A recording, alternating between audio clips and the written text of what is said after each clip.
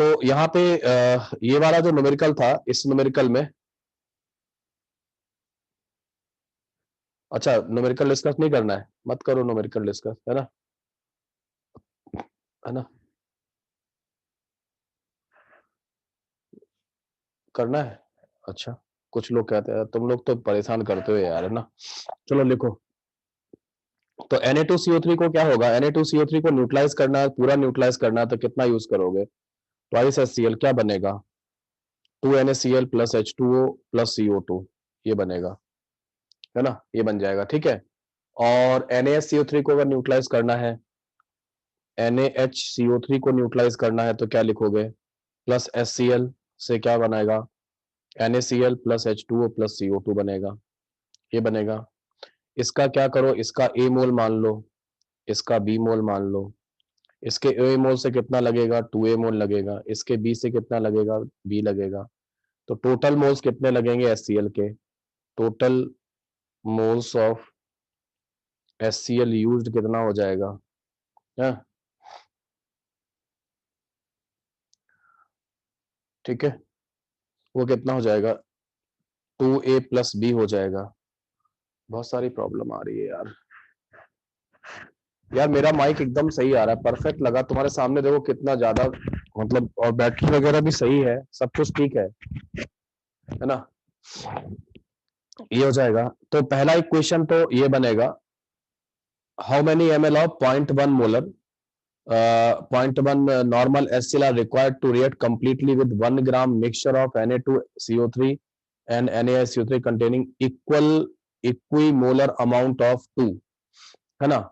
सो ये इसमें जो लिखा हुआ है आपको दिख रहा है, ये वाला पॉइंट, ये वाला पॉइंट दिख रहा है, देखो ये दिखाई दे रहा है, क्या लिखा है, पढ़ो, इक्विमोलर अमाउंट ऑफ 2, है ना, इक्विमोलर अमाउंट ऑफ 2, है ना, ठीक है ना, इस तरीके से। तो अभी क्या होगा, यानी कि ये जो है ना, ए और बी जो है ना, ये आपस में क्या हो जाएंगे, ये आपस में इक्वल हो जाएंगे। तो जब ये आपस में इक्वल हो जाएंगे तो मोल्स कितने यूज हो जाएंगे, 3A हो जाएंगे, है ना, 3A मोल्स HCl के यूज हो जाएंगे। अगर हम 3A को 1000 से मल्टीप्लाई कर दें तो ये क्या बन जाएगा, मिली मोल्स। और मिली मोल्स कैसे निकाले जाएंगे, volume in ml used by HCl, और उसकी क्या मोलरिटी, HCl की मोलरिटी और नॉर्मेलिटी दोनों बराबर हैं, देखो, क्योंकि HCl के पास एक ही H प्लस आयन है, तो इसकी नॉर्मेलिटी और मोलरिटी दोनों बराबर होंगी। तो अपने को नॉर्मेलिटी दे रखा है, लेकिन अपने को पता है मोलरिटी भी यही होगी, इसलिए क्या होगा, HCl का वॉल्यूम और मोलरिटी आपस में मल्टीप्लाई कर लेना, तो ये आ जाएगा, एक इक्वेशन बन गई। लेकिन इस इक्वेशन में दो अननोन है, कौन कौन सा, एक स्मॉल a और वॉल्यूम इन ml, दोनों ही क्या होगा, दोनों ही आपके अननोन है। लेकिन अपन स्मॉल a की वैल्यू निकाल सकते हैं, कैसे निकाल सकते हैं, क्योंकि दोनों का इक्वल मोलर दिया हुआ है ना। तो मास वाला जो है ना, मिक्सचर का मास मालूम है ना, मिक्सचर का मास जो मालूम है वो कितना है, वो 1 ग्राम है, ठीक है। तो क्या हो जाएगा आपका A इंटू Na2CO3 का मॉलिक्यूलर मास मालूम है कितना आता है, निकाला था आप लोगों ने, मॉलिक्यूलर मास कितना माना आया था, मॉलिक्यूलर मास कितना आया था, 106 आता है। और NaSCO3 का कितना आता है, 84 आता है, देखो जरा, 84 आया था, यस 84 आया था, मॉलिक्यूलर मास 84 आता है, याद ही कर लो, जैसे मुझे याद हो गए आप भी याद कर लो। तो 106 हो जाएगा, दूसरे वाले का भी A मोल है और उसका कितना हो जाएगा, 84 हो जाएगा, this should be equal to 1 gram, है ना, this should be equal to 1 gram, है ना। तो 106 और इन दोनों को आप क्या कर लो, ऐड कर लो, है ना, तो 106 प्लस 84, तो 190 हो जाएगा। तो A इंटू 190 इक्वल टू 1 आ जाएगा। तो A की वैल्यू क्या हो जाएगी, 1/90, 190, ठीक है। ये वैल्यू आप यहाँ रख दीजिए, यहाँ से आपको वॉल्यूम इन ml जो है ना वो मिल जाएगा, ठीक है, यहाँ से आपको वॉल्यूम इन ml मिल जाएगा। किताब कहाँ चली गई यार,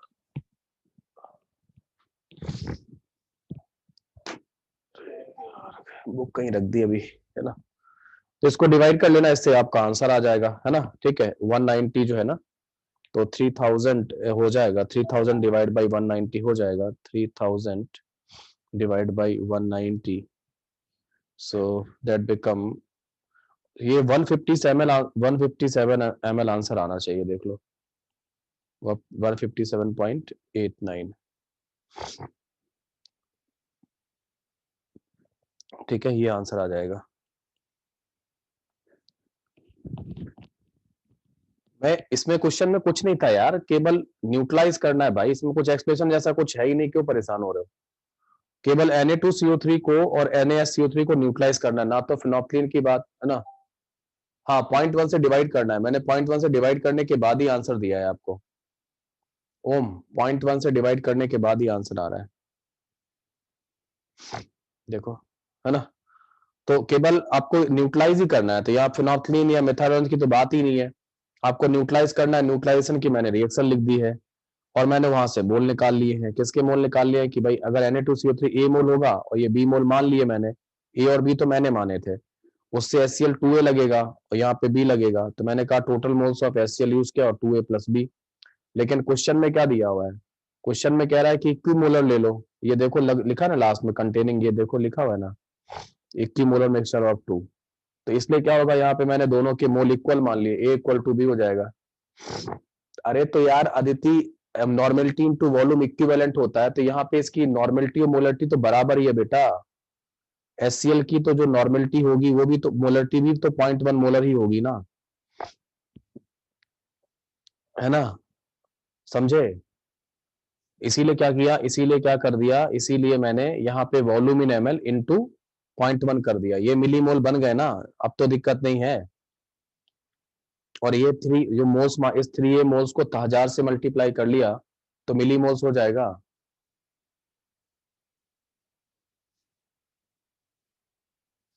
बैलेंसी फैक्टर सेम है, किसका बैलेंसी फैक्टर सेम है? हाँ, 1 है, सेम नहीं है, 1 है। बैलेंसी फैक्टर सेम है, नहीं है, 1 है। हाँ, यहाँ पे मिलीमोल इक्वल कर दिए मैंने, बिल्कुल, है ना, मिलीमोल इक्वल कर दिए हैं, है ना। ओके, ये हो गया। ओके, नाउ नेक्स्ट क्वेश्चन हम लोग बात कर लेते हैं। जो क्वेश्चन हमें दिया गया था, एक सब लोगों को डाउट आ रहा था वो H2SO4 वाले क्वेश्चन में, H2SO4 वाले क्वेश्चन में सबको डाउट आया। तुम लोगों ने क्या किया, मैंने टेलीग्राम पर आपको क्वेश्चन भेजे थे, तुम लोग सॉल्यूशन देख रहे थे, है ना। मैंने केवल, देखो केवल क्वेश्चन देखा करो, सॉल्यूशन मत देखा करो बुक्स का। सॉल्यूशन देखोगे तो प्रॉब्लम आएगा। सॉल्यूशन तो जिस तरीके से बताया जा रहा है, वही जो मेथड बताए गए हैं क्लास में, उन्हीं मेथड को यूज किया करो। सॉल्यूशन नहीं देखना था उसमें से वो क्या लिख रहा है ना। और वैसे भी वो इक्विवेलेंट कॉन्सेप्ट से सॉल्व कर रहा है, जो स्टूडेंट इसको इक्विवेलेंट कॉन्सेप्ट से सॉल्व करता है डबल टाइट्रेशन है वो, उसका गलत हो जाएगा, है ना। हाँ, जैसे मैंने पिछली बार भी बताया था, उनको भी आपको भी बताता हूँ। मेरा एक स्टूडेंट था उसमें, पेस एकेडमी में, है ना। वो वो उसने पढ़ाया होगा डबल टाइट्रेशन और यूट्यूब पे डाला, और उसने मुझे बोला कि आप इसको देख के लाइक कर देना। तो मैंने उसको देखा तो इक्विवेलेंट कॉन्सेप्ट से पढ़ा रहा था, तो मैंने कहा यार मैं लाइक नहीं करूंगा, क्योंकि मैंने आपको इक्विवेलेंट कॉन्सेप्ट से नहीं पढ़ाया था, है ना। मैंने तो मोल से पढ़ाया था। तो बोले आपको याद है क्या? मैंने याद नहीं, लेकिन मैंने कभी पढ़ाया ही नहीं एक्चुअली मोल से वाला इक्विवेलेंट कॉन्सेप्ट से ये डबल टाइट्रेशन को, हमेशा इक्विवेलेंट कॉन्सेप्ट से ही पढ़ाया, और वही सही भी है, क्योंकि है ना।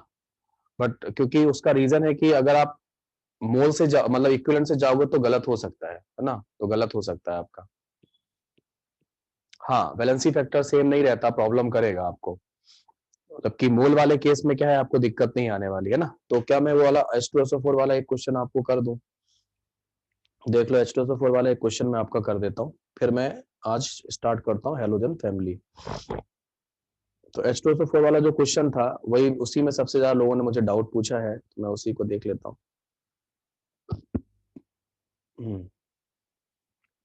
तो H2SO4 वाले क्वेश्चन में कहा गया है, एक तो मिक्सचर जो दिया है, बिल्कुल, मैं वही कर रहा हूँ। क्वेश्चन प्रॉब्लम 77 था उसमें, देखना आप लोग, जो मैंने भेजा था PDF, प्रॉब्लम 77, है ना। ओके, नेक्स्ट क्या क्या दिया गया था उसमें? उसमें दिया गया था Na2CO3 दिया गया था और NaHCO3 दिया गया, दो मिक्सचर दिए गए।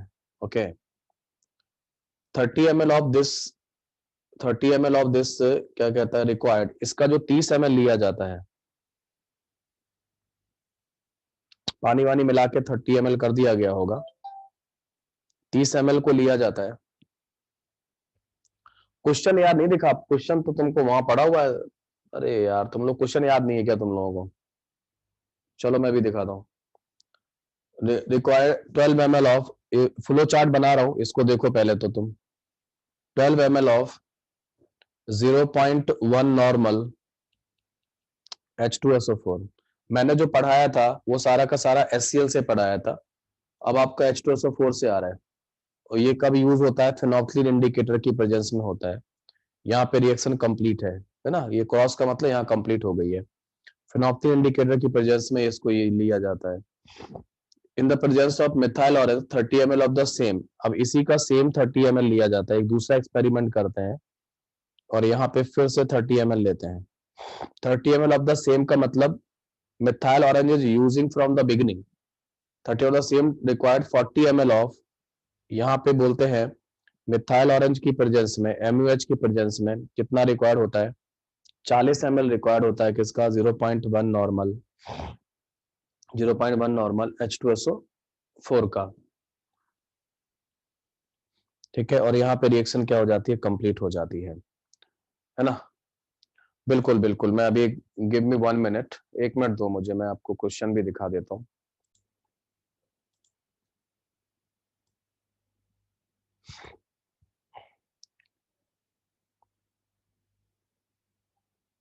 ये क्वेश्चन है आपका, ये क्वेश्चन नंबर 77 था, ये वाला है, देखो ये क्वेश्चन है।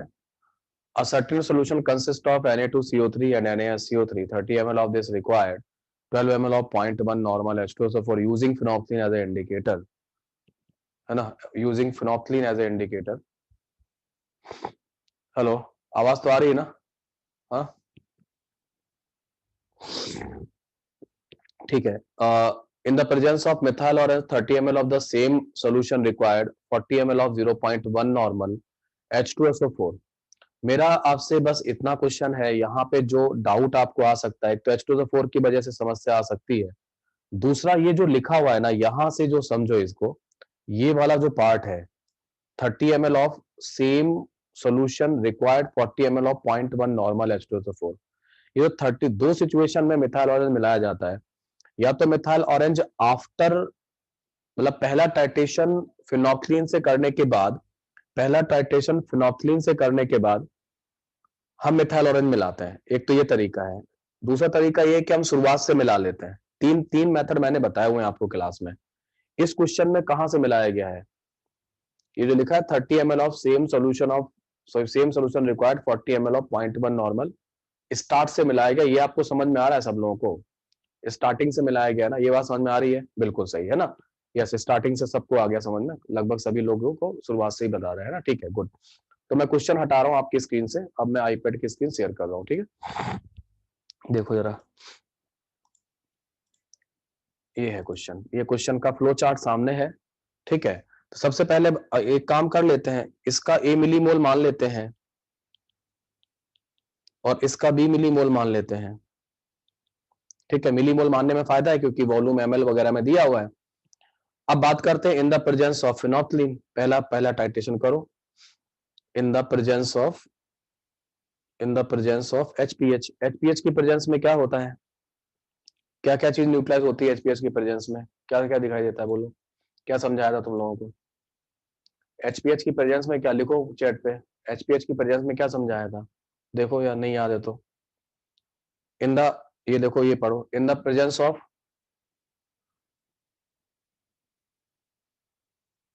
इन द प्रेजेंस ऑफ फिनोक्सिलिन क्या होता है? क्या होता है? NaOH इन द, हाँ, नहीं, फिनोक्सिलिन का वर्किंग रेंज वो है, उससे फर्क नहीं पड़ रहा मुझे ज्यादा अभी। आप ये जानो कि फिनोक्सिलिन की प्रेजेंस में क्या होगा, NaOH और KOH का कंप्लीट न्यूट्रलाइज हो जाएगा, लेकिन जो Na2CO3 है वो कितना न्यूट्रलाइज होता है? हाफ न्यूट्रलाइज होता है। ओके, और इसका कोई ऑब्जर्वेशन नहीं है ना। उसके बाद NaSCO3 होगा तो उसका कुछ भी नहीं होने वाला है। ठीक है, लेकिन NaOH तो है नहीं आपके पास इसमें क्वेश्चन में, है ना? ओके, NaOH तो क्वेश्चन में है नहीं, NaOH तो क्वेश्चन में है नहीं, कौन है? Na2CO3 है। तो Na2CO3 को आप आधा न्यूट्रलाइज कर दीजिए, मतलब आपको Na2CO3 को कहां भेजना होगा? You have to send, neutralize करने के बाद, एसिडिफाइड करने के बाद आप इसे NaSCO3 तक भेज दीजिए। NaSCO3 तक भेजना ही क्या होता है? NaSCO3 तक भेजना ही हाफ न्यूट्रलाइजेशन कहलाता है, आधा न्यूट्रलाइजेशन होगा। तो रिएक्शन कैसे लिखोगे, जो HCl के साथ जब रिएक्शन लिखते हो, समझो मेरी बात, जब HCl के साथ रिएक्शन लिखते हो तो आप ऐसे लिखते हो NaCl प्लस प्लस NaSCO3, ऐसे ही लिखते हो ना। लेकिन अब की बार HCl नहीं है आपके पास, इसकी जगह पे कौन है, इसकी जगह पे H2SO4। तो एक H2SO4 दो H प्लस आयन देता है, तो आप आधा H2SO4 यूज करो तो आपको एक ही H प्लस आयन मिलेगा। आ रहा है बात समझ में? हाफ ऑफ द H2SO4 आप यूज करिए, केवल half of the H2SO4 he use करो और कुछ मत यूज करो, half of the H2SO4 use कर लो। ठीक है, बात समझ में आ रही है ना? ऐसे कर लो। तो या फिर आप इसको हाफ ऑफ द H2SO4 जब यूज करोगे तो ये क्या बना देगा आपको, ये बनाएगा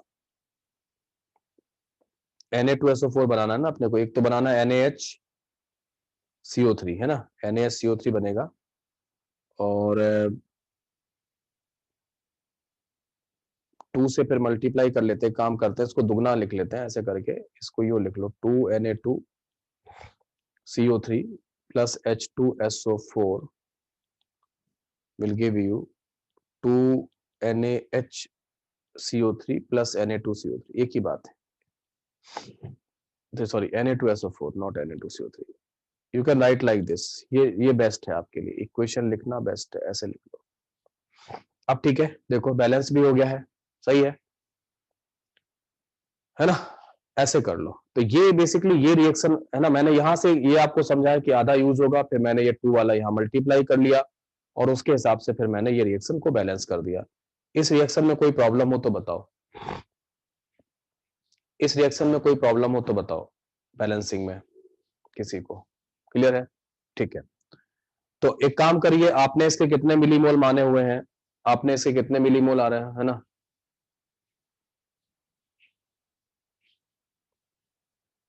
ठीक है, तो ये कितना हो जाता, ये A मिलीमोल हो जाता, ये A मिलीमोल है। इससे कितना यूज होगा, ये A/2 मिलीमोल यूज होगा, है ना, ये A/2 मिलीमोल यूज होगा। ओके, और A/2 मिलीमोल जब ये यूज हो रहा है A/2 मिलीमोल, तो आप इसको क्या कर लेना, आप इसको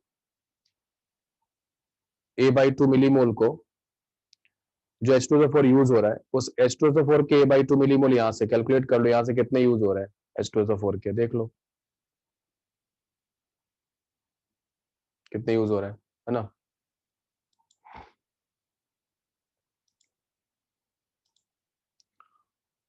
तो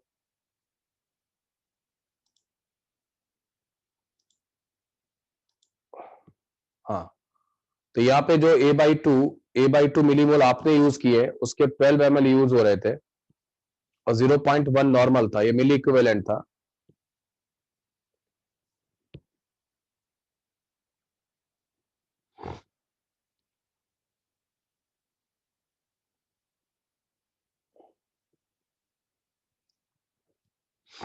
है ना, इसको बाई 2 करना।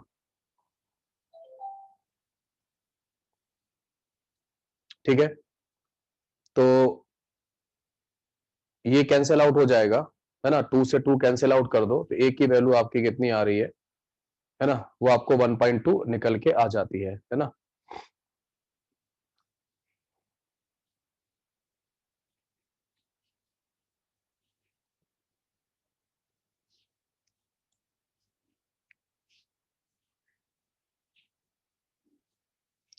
12 ये लिखा हुआ है ना, 12 ml, ये 12 ml 0.1 normal, 12 ml 0.1 normal H2SO4 जो है ना, इस तरीके से होगा। ठीक है,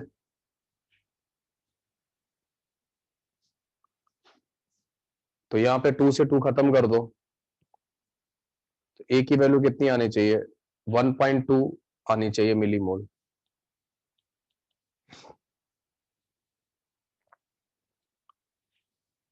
बाई 2 क्यों किया, बाई 2 इसलिए किया क्योंकि यहाँ पे नॉर्मेलिटी लिखी हुई है H2SO4 की, H2SO4 की नॉर्मेलिटी लिखी है।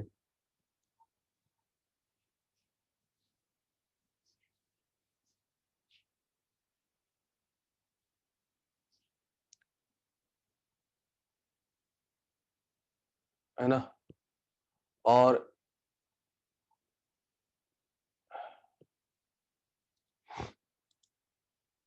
ठीक है, ये हो गया। अब यहाँ पर चैट बंद कर दी मैंने, है ना, ठीक है, रुको अभी, ओके, ये होना चाहिए मेरे हिसाब से, है ना, ओके। नाउ अब हम लोग क्या करेंगे इसमें, इसके लिए नेक्स्ट दूसरा वाला जो क्वेश्चन था उसमें क्या था, इसका देख लेते हैं कि ये जब मिथाइल ऑरेंज की प्रेजेंस में करोगे तब क्या करोगे। मिथाइल ऑरेंज की प्रेजेंस में क्या होगा, मिथाइल ऑरेंज की प्रेजेंस में पूरा न्यूट्रलाइज होता है, शुरुआत से यूज कर लिया, तो पहली रिएक्शन तो यही करना, Na2CO3 plus H2SO4 give you 2NaHCO3 plus Na2SO4, ठीक है, ये हो जाएगा। और दूसरा रिएक्शन जो होगा वो क्या होगा, NaHCO3 plus H2SO4, तो इससे क्या बनना चाहिए,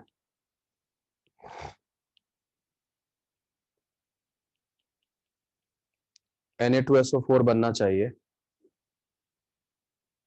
और 2H2O बनना चाहिए और 2CO2 बनना चाहिए। Yes, so all the things are balanced, okay, so ये रिएक्शन हो जाएगा।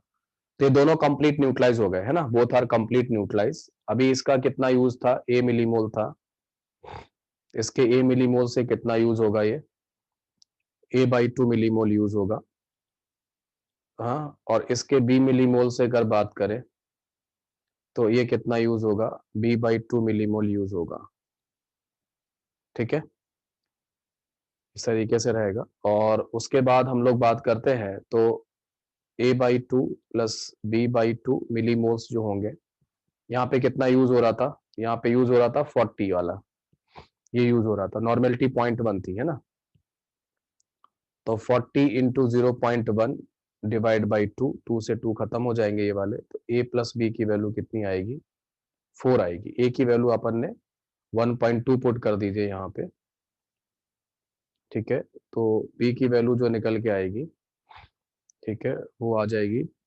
2.8 के बराबर, है ना, millimole,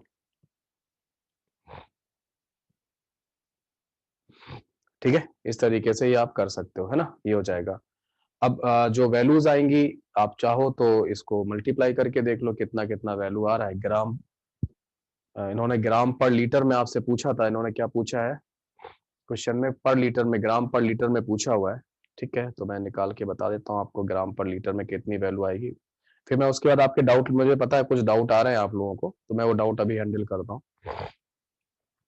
give me 1 minute, give me 1 minute, मैं कर दूंगा अभी सब सही, है ना, तो ये हो जाएगा 1.2 इंटू 106 डिवाइड बाई 30,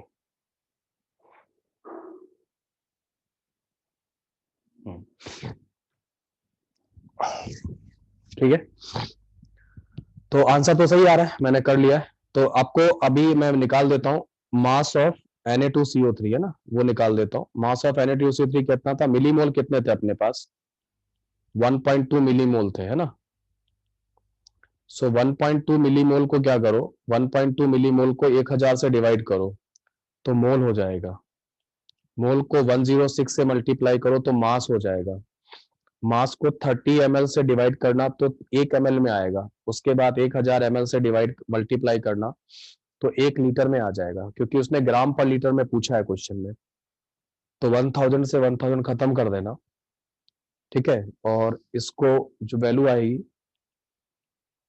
ग्राम पर लीटर आ जाएगी, ठीक है। अब मैं आप लोगों के ले लेता हूँ डाउट, है ना, पहले तो मैं आपको क्वेश्चन दिखा देता हूँ, पहले तो एक बार मैं फिर से क्वेश्चन दिखा देता हूँ और मैं आपके डाउट्स ले लेता हूँ, 2 मिनट रुको, मुझे पता है 2-4 डाउट आए हैं तुम लोगों को, मैं अभी बता देता हूँ सारे।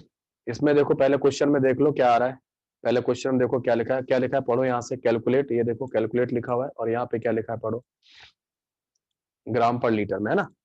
अब आंसर देख लो इन्होंने कैसे सॉल्व किया, उससे मतलब नहीं है, ये आंसर देख लो, आंसर सेम आ रहा है, 4.24 ग्राम पर लीटर ही आंसर आ रहा है इसका, है ना, इसका भी वही आ जाएगा, है ना। अब तुम लोग अपने डाउट पूछ लो, मैं चैट ओपन कर रहा हूँ, जो तुम्हारे डाउट्स है, एक मिनट रुको, मैं इसको शेयर करता हूँ पहले, और तुम लोग अपने डाउट्स पूछ लो। Give me 1 minute. मैं हैंड रेज भी, सिद्धिका का हैंड रेज है, रोशन का है, बताओ क्या हुआ, क्या डाउट है? हाँ सर इसमें जो आपने पहली रिएक्शन करवाई थी उसमें आपने बोला था कि ये हाफ न्यूट्रलाइज होगा। सर H2SO4 का भी तो एक ही हाइड्रोजन यूज में आएगा ना? किस, मैंने H2SO4 को आधा न्यूट्रलाइज करने की बात नहीं कही है। मैंने किसको आधा न्यूट्रलाइज करने की बात कही है? Na2CO3 को। Na2CO3 को। मैंने उसका आधा मोल लिया है ना, क्या दिक्कत है? अगर मैं उसका 1 मोल लेता तो वो 2 मोल H प्लस आयन दे रहा होता, है ना। यहाँ पे पूरा का पूरा आपको H2SO4 को आपको पूरा न्यूट्रलाइज करना है, उसको नहीं करना है ना, आधा न्यूट्रलाइज। सर ये जो स्टार्टिंग से यूज कर रहे हैं, ये एक सेकंड फिर से बता दीजिएगा सर थोड़ा। किसका? ये जो स्टार्टिंग से MEOH यूज कर रहे हैं इसमें सर, ये थोड़ा सा MUH जब, हाँ MUH जब यूज करोगे तो यहाँ पे, हाँ एक तो ये वैलेंसी फैक्टर वाला डाउट है सब लोगों का कि नॉर्मल, मैंने H2SO4 का वैलेंसी फैक्टर 2 क्यों लिया है, तो मैं 2 इसलिए ले सकता हूँ, ले नंबर रहा ऑफ हूँ। रिप्लेसेबल दोनों, हाँ दोनों मैंने रिप्लेस, मैंने रिएक्शन देखो ना यार मैंने क्या लिखी। अगर कोई स्टूडेंट रिएक्शन को ऐसे लिखना चाह रहा है इस तरीके से, Na2CO3 प्लस H2SO4 से अगर आप NaHSO4 प्लस NaHCO3 लिखना चाह रहे हो, ऐसे लिखना चाह रहे हो क्या? हाँ सर। हाँ तो ऐसे लिखोगे तो वो अपने आप ही क्या कर, सुनो देखो अपने आप ही चेंज हो जाएगा। यहाँ पे वैलेंस 1 आएगा, आप चिंता मत करो, उसी प्रोपोर्शन में बदलता जाएगा ये क्वेश्चन। सर इससे भी आंसर आएगा क्या? आना तो लग तो रहा है यार, आना चाहिए। देखो एक A से A मिलीमोल आएगा, क्योंकि देखो वैल्यू जो आएगी, हाँ बिल्कुल आ जाएगा। यहाँ हुआ क्या, यहाँ मैंने ये 2 डिवाइड कर दिया है, हाँ आपने वैलेंसी फैक्टर का डिवाइड किया। तो ये 2 है तो यहाँ भी 2 आ रहा है, देखो फिर। और तुम्हारे क्वेश्चन में क्या होगा, अगर तुमने ये लिखा तो फिर A से A मिलीमोल ही आएगा, तुम्हारा 2 डिवाइड नहीं होगा, अपने आप A का वैल्यू 1.2 ही आएगा, सिद्धिका।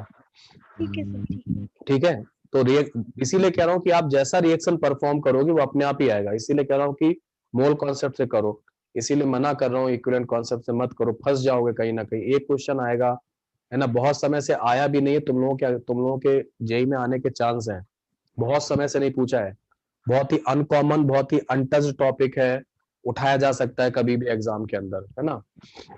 ओके हाँ हाँ देवेश क्या सर पूछ रहे? ये जो स्टार्टिंग से MEOH यूज कर रहे हैं सर, ये थोड़ा बता दीजिए। स्टार्टिंग से MUH जब यूज किया है, तो स्टार्टिंग से जो MUH यूज किया जा रहा है, मैंने पिछली बार बताया था कि MUH कब करेगा न्यूट्रलाइजेशन, क्या करता है, पढ़ो ये भी सर्किल में जो लिखा हुआ है अंडरलाइन करके स्टार मार्किंग में।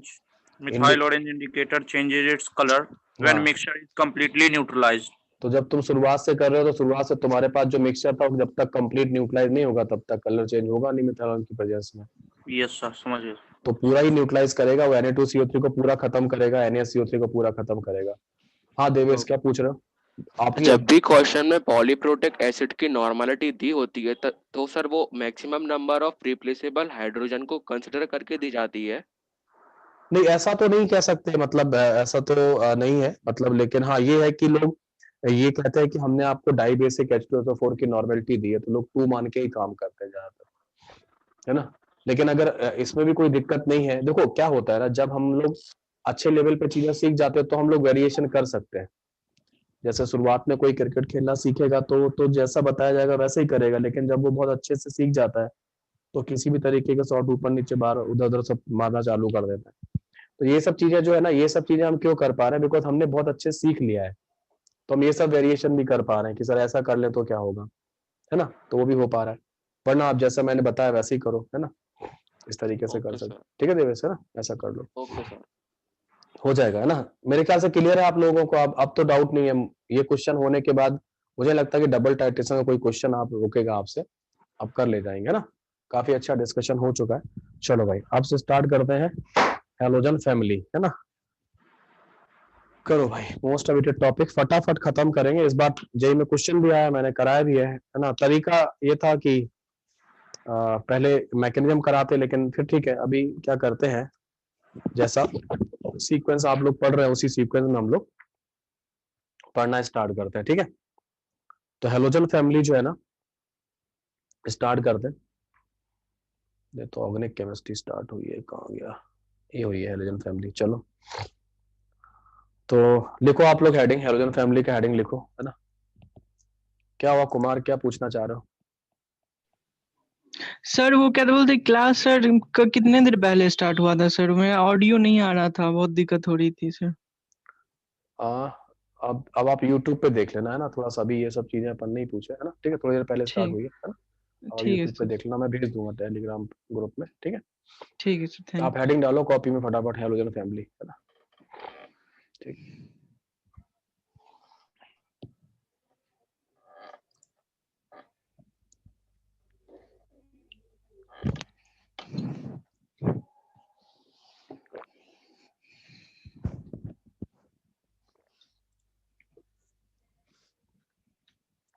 ठीक है, तो मैंने ये जो लिखा हुआ है फटाफट मैं अभी कुछ चीजें मैं आपको ऐसे बता देता हूँ, जल्दी से नोट कर लो, है ना। लिखा हुआ है मेरे पास ऑलरेडी नोट्स, और मैं ये भेज भी दूंगा आप लोगों को। इसका एक फायदा और भी है कि आपको नोट्स बने बनाए मिल जाएंगे। तो हेलोजन फैमिली में जो मैंने ये जो लिखा है यहाँ पे, मैंने ये समझाया था कि काफी कुछ चीजें हम लोग कहाँ पढ़ चुके हैं हेलोजन फैमिली में। ब्लॉक हाँ नहीं, हम लोग क्वालिटेटिव एनालिसिस। क्वालिटी में पढ़ चुके हैं। क्लोराइड, ब्रोमाइड और आयोडाइड जो आयन थे, जिनको हमने पढ़ा था, काफी कुछ लॉजिकल रीजनिंग तो मैंने वहां पे क्रिएट की थी आपके लिए। तो कुछ वहां पे हो चुका है, जो कुछ बचा है वो यहाँ पे हो जाएगा, है ना। तो जो एलिमेंट है वो कौन कौन से, FCl, BRI और एस्टेटाइन। केवल ये वाला जो है ना, ये रेडियो एक्टिव मेटल है। बाकी इस फैमिली में जितने भी हैं, जितने भी हेलोजन है ये वाले, ये सारे सारे क्या है, ये नॉन मेटल है। ये नॉन मेटल है। केवल एस्टेटाइन जो है ना, वो क्या है, वो रेडियो एक्टिव मेटल है। रेडियो एक्टिव मेटल है, ठीक है। इलेक्ट्रॉनिक कन्फ्यूजन सबको पता है, NH2NP5 होता है, आउटर मोस्ट में 7 इलेक्ट्रॉन होते हैं। ऑक्टेट पूरा करने के लिए केवल 1 इलेक्ट्रॉन रिसीव करते हैं, ठीक है। नेक्स्ट है, ये नोट हो गया, ये सुनो। थर्ड नंबर लिखो, फिजिकल स्टेट फटाफट। थर्ड नंबर फिजिकल स्टेट लिखो। कहीं रोकना हो तो मुझे रोक लेना, जहां पे लगे आपको, है ना, ठीक है। सो थर्ड स्टेट, ये नोट हो गया, देखो आपका दोनों। थर्ड स्टेट लिखो आप, थर्ड पॉइंट वो है फिजिकल स्टेट, है ना। नोट कर लो, नोट करो, नोट करो, जल्दी नोट करो, नोट करो फटाफट। शुभ्रांक नोट करो।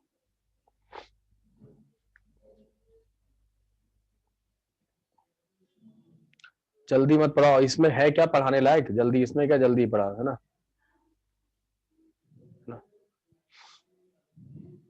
नहीं, इसका सीट की जरूरत नहीं अंशुल, मेरा मेरा खुद का काफी अच्छा नोट्स बना हुआ है हेलोजन फैमिली का, है ना। हेलोजन फैमिली का नोट बना हुआ है। विक्रम कल पढ़ा देंगे बोर्ड पे आपके, है ना, चिंता मत करिए। कल पढ़ा, थोड़ा सा मुझे ये कंटेंट रेफर करना है। वैसे अगर आपको मेरी बात पे भरोसा है तो आप आईपैड पे पढ़ लीजिए, ज्यादा अच्छा पड़ेगा।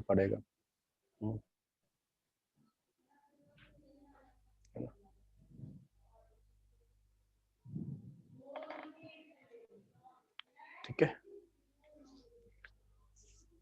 हाँ। नेक्स्ट क्या होगा, यहाँ पे NH2NP5 होगा। इलेक्ट्रॉनिक कन्फिगरेशन NH2NP5 होगा, इस तरीके से रहेगा, है ना। ओके,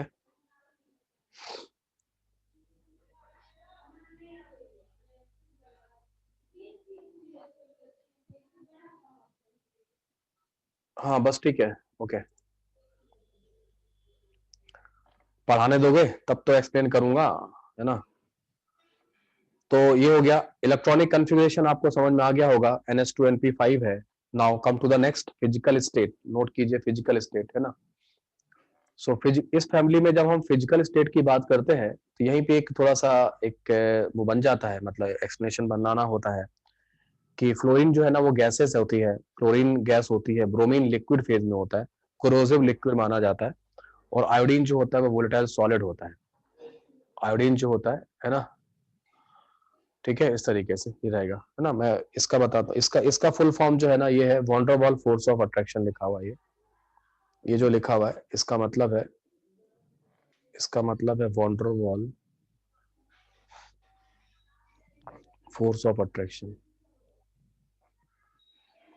मेरा आपसे क्वेश्चन है, थर्ड पॉइंट को मैं एक्सप्लेन कर रहा हूं, है ना, ठीक है। बिल्कुल पढ़ा रहा हूँ, बिल्कुल पढ़ा रहा हूँ, आप नोट करो इसको, जस्ट मैं पढ़ा रहा हूँ, बिल्कुल पढ़ा रहा हूँ, है ना। आयोडीन सॉलिड, आयोडीन जो होता है ना, आयोडीन बेसिकली मैं आपको समझाता हूँ यहाँ पे। आप लोगों ने सॉलिड स्टेट पढ़ा है, ए फेज में सॉलिड स्टेट पढ़ा है, नहीं पढ़ा है? ए फेज में सॉलिड स्टेट पढ़ा है, ठीक है। I2 को आप किस कैटेगरी में रखोगे, है ना, IoT I2 को, है ना, I2 को आप किस कैटेगरी में रखोगे, है ना?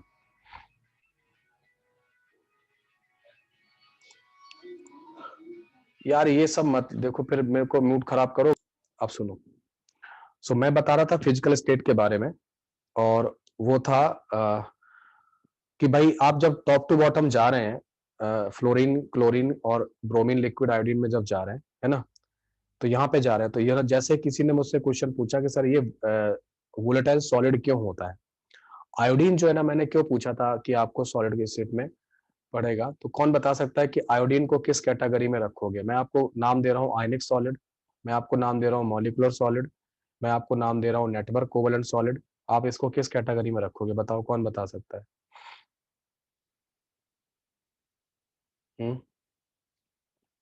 हाँ रोशन, किस किस कैटेगरी में रखोगे? Molecular solid sir. Molecular solid में रखोगे, और मॉलिकुलर सॉलिड्स के जो मेल्टिंग पॉइंट, बॉइलिंग पॉइंट होते हैं ना, ठीक है ना, वो कम होते हैं, यस सर। क्योंकि दो दो I2, देखो ये जो आयोडीन है, ये जो आयोडीन, ये एक आयोडीन है, एक आयोडीन ये है, तो आई एटम के आपस में बॉन्ड बने हुए हैं, लेकिन इनके बीच में तो बॉन्ड थोड़ी ना है, यस सर। तो इनके बीच में von der Waals force of attraction लग रहा है, तो इनका सर। उतना वीक फोर्स ऑफ अट्रैक्शन है, तो ये क्या हो जाएगा? सब्लिमाइट हो जाएगा, है ना? यस। ठीक है। अब सवाल उठता है कि अगर मैं आपको स्टेज दूं, लिक्विड, सॉलिड और गैस, है ना, इस तरीके के अगर मैं आपको 3 फिजिकल स्टेट देता हूं, तो मुझे कौन बता सकता है ना? हर्षल, है ना, पीयूष मिश्रा, तो आप लोग मुझे बता सकते हैं कि लिक्विड, सॉलिड और गैस में किस स्टेज में सबसे ज्यादा फोर्स ऑफ अट्रैक्शन होता है? सॉलिड में होता है, ठीक है, सॉलिड में होता है। तो आपको I2 कैसा दिखाई, ब्रोमीन और आयोडीन कैसे दिखाई दे रहे हैं? फोर्स ऑफ अट्रैक्शन ज्यादा है उसमें। हाँ, क्योंकि वहां पे फोर्स ऑफ अट्रैक्शन आपको फील आ रहा है कि आयोडीन में फोर्स ऑफ अट्रैक्शन ज्यादा रहा होगा, तभी उसने अपना क्या कर लिया है, फिजिकल स्टेट क्या कर लिया है, सॉलिड। सॉलिड कर लिया है। और इस चीज को कैसे एक्सप्लेन करोगे कि जैसे जैसे आप ऊपर से, जैसे मैं लिखा है, on moving down the group, on moving down the group van der Waals force of attraction increases, है ना, von der Waals force of attraction जो है ना वो इंक्रीज करेगा। क्यों इंक्रीज करेगा? क्योंकि मॉलिकुलर वेट बढ़ रहा है, साइज बढ़ रहा है, तो जैसे जैसे आप ऊपर से नीचे जाते हैं तो फिजिकल स्टेट बदलती चली जाती है ना, जैसे जैसे आप ऊपर से नीचे जाते हैं तो फिजिकल स्टेट क्या होती है, वो बदलती चली जाती है ना। फिजिकल स्टेट बदलने का जो रीजन है वो यही है कि von der Waals force of attraction क्या हो रहा है, बढ़ता चला जा रहा है टॉप टू बॉटम जाने पर, है ना, ठीक है, वो बढ़ता जा रहा है। Von der Waals force of attraction जो है ना वो टॉप टू बॉटम जाने पे बढ़ता जा रहा है, आयोडीन में मैक्सिमम है, इसीलिए आयोडीन ने अपना फिजिकल स्टेट जो है ना वो क्या कर लिया है, वो चेंज कर लिया और कहाँ कैसा पहुंचा दिया है, और वो आयोडीन में पहुंचा दिया है, ठीक है, आयोडीन को सॉल्ट में पहुंचा दिया है, ठीक है, यहाँ तक कोई दिक्कत नहीं किसी को? बोलो। ये तो मेरे ख्याल से समझ में आ गया होगा सब लोगों को, ठीक है, क्लियर है, तो ये सबको आ गया समझ में, हाँ ओके, आगे बढ़ते हैं। तो वॉन डर वाल फोर्स जो है ना, जो है वो साइज के प्रोपोर्शनल होता है, और साइज जो होता है वो किसके प्रोपोर्शनल होता है, वो मॉलिक्यूलर मास के प्रोपोर्शनल होता है। ज्यादातर केसेस में केमिस्ट्री में पाया जाता है कि जिनके साइज ज्यादा है उनके मॉलिक्यूलर मासेस भी ज्यादा है, या जिनके मॉलिक्यूलर मासेस ज्यादा है उनके साइज भी ज्यादा है, ये चीज यहाँ पे पाई जाती है, ऐसा होता है। लेकिन ज्यादातर लोग van der Waals force of attraction को मॉलिक्यूलर मास से समझाते हैं, लेकिन सही तरीका यह है कि von der Waals force of attraction को हमें किससे समझना चाहिए, साइज से समझना चाहिए। जिसका बड़ा साइज होगा उसका von der Waals force of attraction ज्यादा होता है, वहां ज्यादा होता है। बट चांस की बात है कि जहां बड़े साइजेस हैं वहां पे क्या है, वहां पे आपके फोर्स ऑफ अट्रैक्शन भी क्या है, वो ज्यादा है, ठीक है, इस तरीके से बात समझ में आ रही है, ठीक है। तो यहाँ पे मैं चैट ओपन कर रहा हूँ, किसी को एक दो लोगों को कोई डाउट हो तो पूछ सकते हो, वरना तो जो है ना कोई डाउट नहीं है ना, या हैंड रेज कर दो जिसको कोई डाउट हो तो। किसी को कुछ पूछना है इस वाले केस में? हाँ रिक, कुछ पूछना है क्या तुमको? हाँ क्लियर है, ठीक है, आगे बढ़ते हैं, है ना, हाँ ठीक। नाउ नेक्स्ट 4 पॉइंट पे आ जाओ, 4th पॉइंट पे आ जाओ, है ना, हाँ ठीक है, फोर्स ज्यादा तो साइज कम, नहीं नहीं वो नहीं है, बेसिकली साइज ज्यादा होगा, मॉलिकुलर साइज जो स्फेरिकल साइज जो होता है आयुष, अगर वो ज्यादा होगा, स्फेरिकल साइज अगर ज्यादा होता है तो उसको पोलराइज करना आसान हो जाता है, और उसके बाद उसका von der Waals force of attraction जो है ना वो बढ़ जाता है, ठीक है। अगर आप चाहो तो मैंने केमिकल बॉन्डिंग में, अगर आपने नहीं पढ़े हैं von der Waals force of attraction वगैरह, तो मैंने केमिकल बॉन्डिंग वाले लेक्चर में पढ़ा रखे हैं, आप प्लीज वहां से देख लो, बहुत अच्छे से पढ़ा रखा है, तो और क्लियरिटी आ जाएगी, जो मैं लैंग्वेज यूज कर रहा हूँ वो यूज हो जाएगा ना, ठीक है। नेक्स्ट हेडिंग है एटॉमिक रेडियस और आयनिक रेडियस। तो टॉप टू बॉटम जाने पे एटॉमिक रेडियस क्या होगी बोलो, किसी भी ग्रुप में ऊपर से नीचे जाने पे एटॉमिक रेडियस क्या होती है, क्या होती है एटॉमिक रेडियस क्या होगी? बोलो, हाँ ओम क्या होगी बोलो? सर वही आंसर दे रहा था, टॉप टू बॉटम बढ़ता है एटॉमिक हाँ radius. Top to bottom atomic radius बिल्कुल बढ़ेगा, है ना। बढ़ने का रीजन बता सकते हो?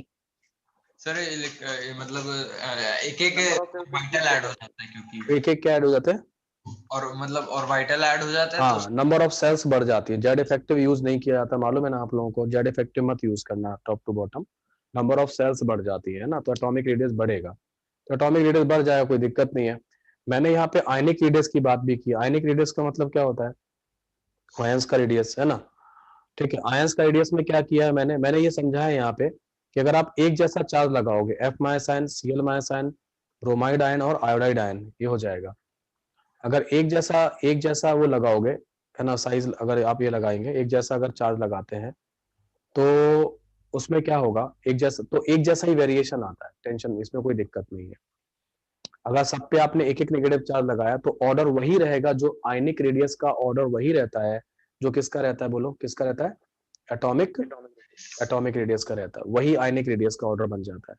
ये वाली बात यहाँ पर भी एग्जिस्ट करती है, जैसे आप आते हैं ना lithium, sodium, potassium, rubidium, caesium, ऐसे आते हैं, तो नीचे जाने पे क्या हो रहा है, एटॉमिक रेडियस क्या होती है? बढ़ रही है। अगर आपने ऐसा कर दिया ना, Li plus, Na plus, K plus, Rb plus और सीजियम प्लस, तो भी बिल्कुल एक जैसी ही बढ़ेगी, जैसा ये कह रहे हैं नीचे जाने पे बढ़ती जाएगी, कोई चेंज नहीं आएगा। ये जो मैं समझा रहा था, ये मैं समझा रहा था कि जो एनायन होता है उसकी रेडियस उसके न्यूट्रल एटम से ज्यादा होती है, पता है ना आप लोगों को? Yes sir. और जैसे Cl माइनस का जो रेडियस है वो किससे ज्यादा होगा? Cl से ज्यादा होगा। तो किसी भी जो एनायन होता है, ठीक है, एक एनायन की जो एटॉमिक रेडियस होती है वो उसके न्यूट्रल एटम से क्या होती है? ज्यादा होती है। और एक कैटायन की जो होती है वो क्या होती है? वो कम होती है। ये सब बातें आपको पता है, जस्ट बेसिक बातें वो मैंने आपको यहाँ पे बता दी। तो मान के चल रहा हूँ पॉइंट नंबर 4 सबका क्लियर है। नाउ बात करते हैं पॉइंट नंबर 5 पर, है ना। पॉइंट नंबर 5 में क्या होगा, ये है कि melting point and boiling point के बारे में बात डिस्कशन कर रहे हैं। पॉइंट नंबर 5 लिखो, और उसमें है melting point and boiling point of the compound की बात हो रही है ना, ठीक है। तो मेल्टिंग पॉइंट और बॉइलिंग पॉइंट में क्या होगा, पहली बात तो आप मेल्टिंग को समझो, क्या होता है मेल्टिंग, व्हाट इज मेल्टिंग? पिघलना, फ्यूज होना। हाँ, पिघलना का मतलब क्या है? फ्यूज होता है मतलब स्टेट चेंज करना। हाँ, सॉलिड से लिक्विड में जाना जो होता है वो मेल्टिंग कहलाता है ना, सॉलिड से लिक्विड में जाना मेल्टिंग कहलाता है, ठीक है। यार एक चीज मुझे तुम लोगों को पढ़ा नहीं थी मेल्टिंग के बारे में, एक चीज याद आ रही, रुको 2 मिनट दोगे क्या मुझे? 2 मिनट दो, यस है ना। एक बहुत अच्छा लैंग्वेज है मेल्टिंग पॉइंट का, वो मैं लेके आता हूँ तुम्हारे लिए, रुको बुक ले आता हूँ कि व्हाट इज मेल्टिंग पॉइंट, है ना। एक अच्छी बात थोड़ा सा और हम लोग सीखेंगे मेल्टिंग पॉइंट के बारे में। इसी में आ गया क्या? अच्छा, हाँ इसी में आया होगा, ये है।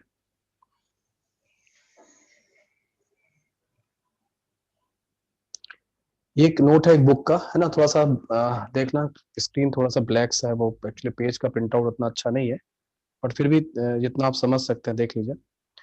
यहाँ पे इसने कुछ लिखा है काफी, ये मेल्टिंग एंड बॉइलिंग के बारे में जो है ना, एक कॉन्सेप्चुअल क्लियरिटी जो है ना वो आपको बन जाएगी। इसने कहा है कि fusion and vaporization result from supplying sufficient thermal energy to a crystal to overcome the potential energy holding it together. Fusion और वेपराइजेशन जो होता है उसमें क्या होता है, हम लोग जो क्रिस्टल का जो पोटेंशियल एनर्जी जिसने उसको क्या कर रखा, होल्ड कर रखा है ना, उतनी एनर्जी आपको सप्लाई करनी पड़ती है। यहाँ देखना क्या लिखा है, it should be noted that in most cases the melting and vaporization of a crystal does not result in atomization. Atomization मतलब वेपराइज हो जाने में कहते हैं उसको।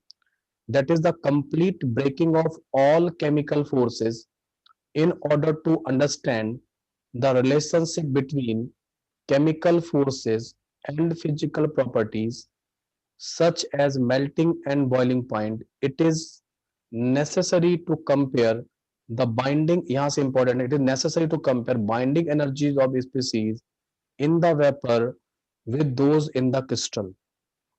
समझे? मतलब मेल्टिंग पॉइंट तक पहुंचने या बॉइलिंग पॉइंट तक पहुंचने के लिए अपने को जो भी है वो फिजिकल स्टेट देखनी है कि यार पहली फिजिकल स्टेट में उसकी क्या बाइंडिंग फोर्सेस थे, कितने अट्रैक्शन फोर्स से वो जुड़ा हुआ था, और उसके बाद जब वो वेपर में चला गया, वो लिक्विड में चला गया, तब उसका क्या सिचुएशन है ना, उसके बीच का डिफरेंस आपको सप्लाई करना पड़ता है।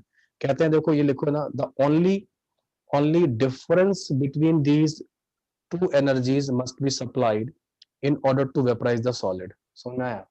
अगर आपको सॉलिड को सब्लिमेशन भी देना है ना, तो सॉलिड में कितनी पोटेंशियल एनर्जी थी, उनके बीच में क्या अट्रैक्शन फोर्सेस थे वो देखो, और जब वो वेपराइज हो गया है या जब वो लिक्विफाई हो गया है, वहां पे इंटरमोलिकुलर फोर्स ऑफ अट्रैक्शन कितने थे, वहां पे क्या पोटेंशियल एनर्जी थी, उसको देखो। उन दोनों का डिफरेंस आप क्या कर दो, उन दोनों का डिफरेंस आप सप्लाई कर दो, तो फिजिकल स्टेट चेंज हो जाती है ना। ठीक है, आगे पढ़ना। The following discussion is well emphasize energy difference with respect to the variation, the melting point and boiling point. ठीक है, but it should be realized that the entropy effect can also be the very important है ना। entropy effect जो है ना वो भी ज्यादा इंपॉर्टेंट होते हैं इसके केस में ना। तो मेल्टिंग पॉइंट वाला जो फंडा है वो थोड़ा सा डिफरेंट आ जाता है। यहाँ तो बहुत सिंपल है हेलोजन फैमिली में, लेकिन कहीं जगह प्रॉब्लम करता भी है। एक बात जो तुमको ऑर्गेनिक केमिस्ट्री वगैरह में पढ़ाई जाती है वो ये लिखी हुई है, जहाँ पे आपको बताया जाता है कि देखो पढ़ो क्या लिखा है। The melting point of a compound is another property to which symmetry, देखो ये लिखा है ना, to which symmetry is an important contributor. Symmetrical molecules tend to have higher melting point than the less symmetrical isomers. Yes or no? है ना? ठीक है, अब कहते हैं कि for example the melting point of neopentane जो है ना वो केवल कितना है, -17 डिग्री सेल्सियस है। दैट ऑफ नॉर्मल पेंटेन कितना है, 130 डिग्री सेल्सियस है मेल्टिंग पॉइंट, है ना। तो हायर मेल्टिंग पॉइंट किसका हो गया, नियोपेंटेन का। क्यों? क्योंकि वो सिमेट्रिकल हो जाता है, और सिमेट्रिकल हो जाने की वजह से क्या होगा, मतलब वो स्फेरिकल टाइप का होने लगता है, और स्फेरिकल टाइप के ऑब्जेक्ट की जो पैकिंग होगी वो काफी अच्छी हो जाएगी, और अच्छी पैकिंग होगी तो मेल्टिंग पॉइंट क्या होगा, ज्यादा हो जाएगा। लेस नेगेटिव वैल्यू बड़ी मानी जाएगी, मोर नेगेटिव वैल्यू छोटी मानी जाएगी। कहते हैं कि if a molecule is very high symmetry, the melting point may be raised until the substance sublimates rather than melt. जो आप आयोडीन की बात कर रहे थे ना कि आयोडीन सब्लिमेशन में क्यों जा रहा है, आयोडीन सॉलिड है लेकिन सॉलिड से डायरेक्ट गैस में क्यों जा रहा है, ये है वो। कोई भी चीज जब भी आपसे सब्लिमेशन का रीजन पूछा जाएगा तो क्या होगा, उसमें क्या लिखोगे कि if a molecule has very high symmetry, बहुत अच्छी सिमेट्री अगर रखता है, तो उसका जो पैकिंग होता है ना, पैकिंग इतना अच्छा होता है कि जब आप उसे मेल्ट करना चाहते हो तो वो मेल्ट ही नहीं होता है। वो लगातार एनर्जी क्या करता है, एब्जॉर्ब करता है, अपने बाइंडिंग फोर्स बनाए रखता है। जब देखता है कि यार एकदम बहुत ज्यादा एनर्जी आ चुकी है तो एकदम से वेपराइज करता है, लिक्विफाई नहीं करता है, डायरेक्ट सॉलिड से गैस में जाता है। दैट इज कॉल्ड क्या, वो कहलाता है क्या, सब्लिमेशन कहलाता है ना। इनके कॉमन एग्जाम्पल में देखो लिखा हुआ भी है, आयोडीन को लिखा गया है, CO2 को लिखा गया है, कैम्फर को लिखा गया है। ठीक है, ये कॉमन एग्जाम्पल है जहाँ पे सब्सटेंस कैसे होते हैं, है ना, जहाँ पे सब्सटेंस जो है ना वो आसानी से क्या हो जाते हैं, क्या सॉलिड से उसमें चले जाते हैं। तो आपने आपकी क्लास में ये जरूर बताया गया होगा कहीं ना कहीं कि आपको डिस्कशन हुआ होगा, जैसे ओम और आदित्य मैं आपसे पूछता हूँ, सिस और ट्रांस एल्कीन में मेल्टिंग पॉइंट और बॉइलिंग पॉइंट पूछूंगा तो क्या होगा, सिस का ज्यादा रहता है शायद। क्या ज्यादा रहता है, मेल्टिंग पॉइंट। सिस का क्या ज्यादा रहता है, सिस का बॉइलिंग पॉइंट ज्यादा रहता है, उसका डाइपोल मोमेंट कैंसिल आउट नहीं होता है। हाँ, है ना, सिस का डाइपोल मोमेंट ज्यादा होता है क्योंकि वो एक ही तरफ वेक्टर होते हैं, कैंसिल आउट नहीं होते हैं, तो उसका डाइपोल मोमेंट ज्यादा होने से क्या होता है, उसका बॉइलिंग पॉइंट ज्यादा आता है। ट्रांस का मेल्टिंग पॉइंट ज्यादा आता है, क्योंकि ट्रांस में क्या अच्छी होती है, पैकिंग अच्छी होती है ना। सुना है, तो वो चीज मैं आपको यहाँ पे पढ़ा रहा हूँ इस तरीके से, है ना। ठीक है, तो मेल्टिंग और थोड़ा सा बॉइलिंग का कुछ क्लियर हुआ मैं इसके बारे में ना, है ना। जो सॉलिड स्टेट में जो पैकिंग एफिशिएंसी पढ़ाया जाता है सर, वो बॉइलिंग पॉइंट कुछ उसी नहीं, पर वो निर्भर बॉइलिंग पॉइंट से रिलेटेड नहीं है, सॉलिड मेल्टिंग पॉइंट। मेल्टिंग से हम मेल्टिंग का मतलब है सॉलिड से लिक्विड में जाना। Yes sir. और बॉइलिंग का मतलब है लिक्विड से गैस में जाना। Yes sir. और सब्लिमेशन का मतलब है डायरेक्ट सॉलिड से गैस में जाना। ठीक है, तो ये चीजें यहाँ पे अपने को डिस्कशन में लानी थी ना। ठीक है, तो ये मैंने एक बुक का प्रिंट आउट था मेरे पास, पे थोड़ा सा और भी यहाँ कुछ लिखा हुआ है, तो आप पढ़ लेना, ये मैं दे दूंगा तुम लोगों को। यही लिखा है, इसी के बारे में काफी कुछ लिखा है, इतना काफी है ना। ठीक है, तो एक बहुत अच्छा लैंग्वेज है इस बुक में था, तो मैंने कहा चलो ये चीज आपको करते हैं। ठीक है, ओके, नाउ आ जाते हैं इस वाले पॉइंट पर। तो मैं ये कह रहा था, मैं यहाँ पे ये कह रहा था कि ये जो सॉलिड दिख रहा है, आप दिख रहा है, स्क्रीन दिख रहा है आपको, है ना। तो जो सॉलिड है वो सॉलिड से लिक्विड में जब जाते हैं ना, तो क्या होता है, वो मेल्टिंग पॉइंट होता है। लिक्विड से गैस में जब जाते हैं तो वो क्या हो जाता है, वो बॉइलिंग पॉइंट हो जाता है। ठीक है sir, boiling point and stability में कोई रिलेशनशिप है? व्हाट काइंड ऑफ, देखो आदित्य, जब आप स्टेबिलिटी की बात कर रहे होते हैं ना, be careful, which kind of stability you are asking. पहले अपने माइंड को ये बताओ, बताओ कि आप कैसे, कौन से स्टेबिलिटी की बात कर रहे हो, because we are dealing with the two kind of stability, one is thermodynamic stability and one is the kinetic stability.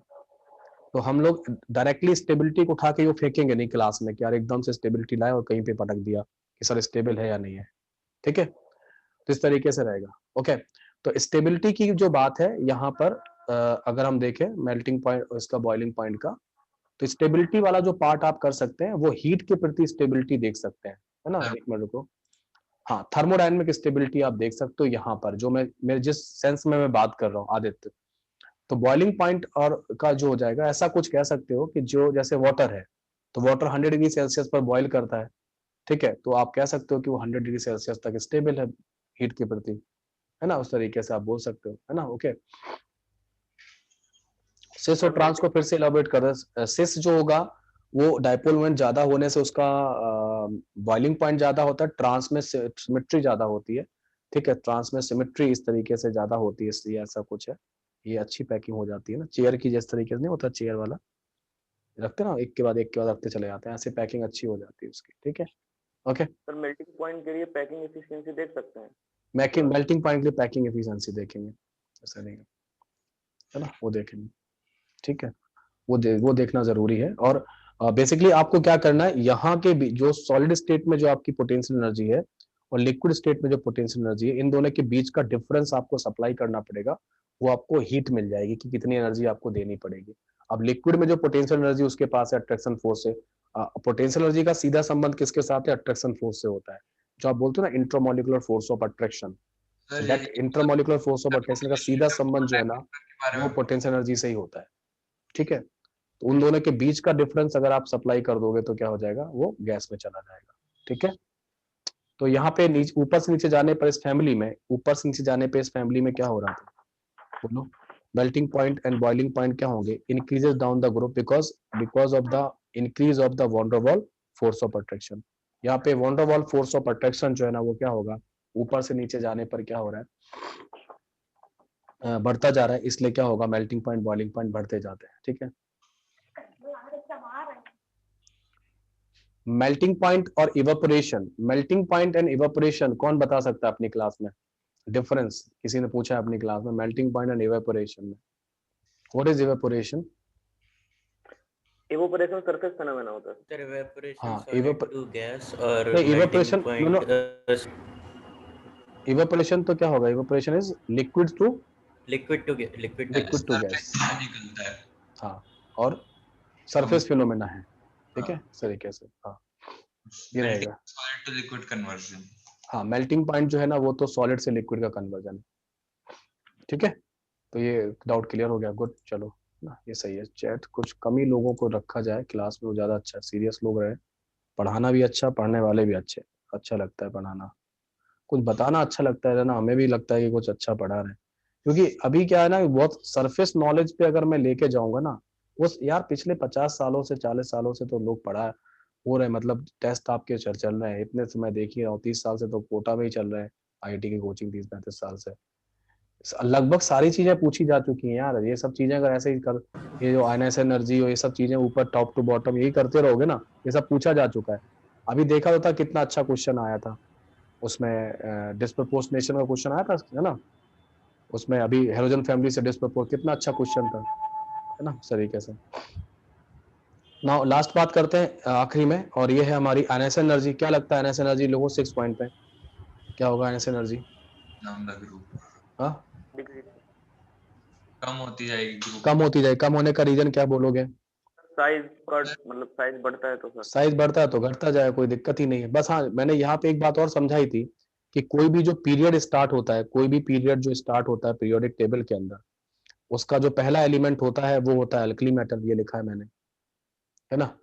ठीक है, किसी पीरियड में। और जो सेकंड लास्ट आखिरी एलिमेंट होता है वो नोबल गैस होती है। उसके जस्ट पहले कौन होता है? हेलोजन होता है।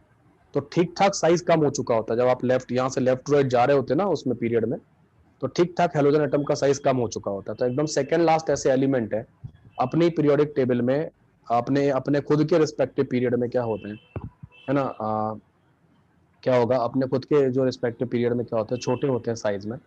इसीलिए हाई, लगभग आप नोबेल गैस को छोड़ दिया जाए तो सेकंड हाईएस्ट नंबर पर जो होगा इनकी क्या होती है, एनएस एनर्जी की वैल्यू होती है। इसलिए इनसे कैटायन बनाना क्या हो जाता है, बोलो आसान हो जाता ना? कैटायन, मुश्किल हो जाता है सर, कैटायन बनाना मुश्किल हो जाता है। इसीलिए कैटायन मेकिंग टेंडेंसी क्या होती है इनकी?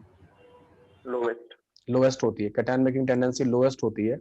और इसीलिए क्या होता है, इनमें जो नॉन मेटालिक करेक्टर है वो क्या होता है, ज्यादा ज्यादा होता है। ज्यादा। मेटालिक करेक्टर जो होता है कम होता है ना? मेटालिक करेक्टर का मतलब क्या है? Cation making tendency. जैसे Na+, K+, कैटायन जो बनाते हैं आसानी से वो क्या कहलाते हैं, वो मेटालिक करेक्टर कहलाता है।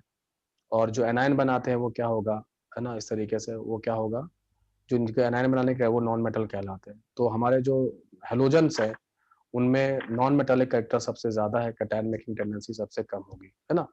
हाँ बिल्कुल, आयुष मैं बिल्कुल सही कह रहा हूँ, मैंने सेकेंड लास्ट बोला है, आयुष हाईएस्ट नहीं बोला था, है ना? नोबेल गैसेस का तो हाईएस्ट होता है, बिल्कुल मैंने बोला है ये, नोबेल गैसेस का हाईएस्ट होता है। मैंने सेकंड हाईएस्ट बोला था आयुष, नोबेल गैस इसका, हेलोजन फैमिली के एलिमेंट का। ठीक है, तो अगली क्लास में जो है ना हम लोग बात करेंगे इलेक्ट्रॉन गेन एंथैल्पी की। आप डेटा तो लिख लो, है ना? एक बार अल्कली मेटल अगेन एक्सप्लेन कर दीजिए। अल्कली मेटल का जो है ना, आप 7th नंबर का केवल डेटा लिख लीजिए, बाकी मैं आपको नेक्स्ट क्लास में एक्सप्लेन करूंगा। डेटा आप लिख लो, है ना? डेटा लिख लो, बाकी मैं आपको, है ना, इस तरीके से। दो हेलोजन रिएक्ट विद, हाँ बिल्कुल करेंगे। दो हेलोजन जब आपस में रिएक्ट करते हैं तो क्या बनता है, इंटर हेलोजन कंपाउंड बनते हैं। आदित्य, इंटर हेलोजन कंपाउंड बनते हैं, है ना? तो इस तरीके से जो इंटर हेलोजन कंपाउंड बनते हैं उनका भी मैं आपको बताऊंगा, है ना? आईसीएल वगैरह, हाँ बिल्कुल। तो आईसीएल आईबीआर इनके बारे में भी अपन डिस्कशन करेंगे, है ना? ठीक है,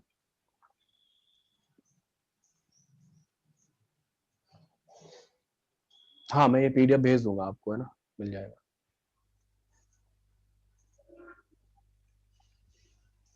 सारे माइनस में है, सारे माइनस में है, माइनस में सभी Ayush. All the electron gain enthalpy values are negative.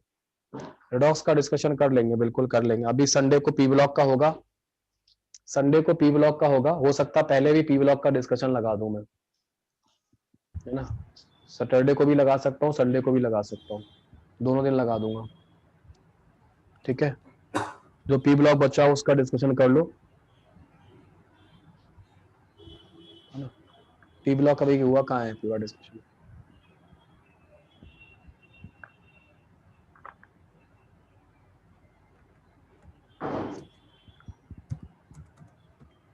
ठीक है, हाँ लीव कर सकते हैं।